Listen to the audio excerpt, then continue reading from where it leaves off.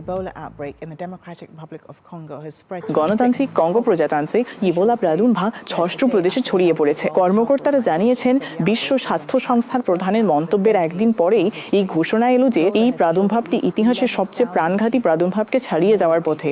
এক দশকের বেশি আগে ইবোলায় অন্তত 11,000 মানুষ মারা গিয়েছিল। সর্বশেষ সরকারি তথ্যে জানানো হয়েছে যে বর্তমান প্রাদুর্ভাবে 4,800 বেশি আক্রান্তের মধ্যে 2,100 জনেরও বেশি মানুষ মারা গেছে।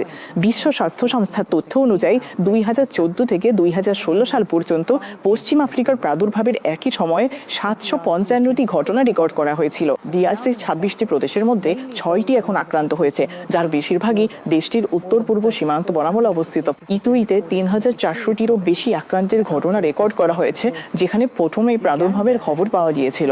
ওখানটায় 20টি আক্রান্তের ঘটনা রিপোর্ট করা হয়েছে, যার সবকটি রাজধানী কাম্পালায়। সেখানে সর্বশেষ ঘটনাটি 21শে জুন রিপোর্ট করা হয়েছিল এবং এরপর থেকে আর কোনো কমিউনিটি ট্রান্সমিশনের ঘটনা রেকর্ড করা হয়নি।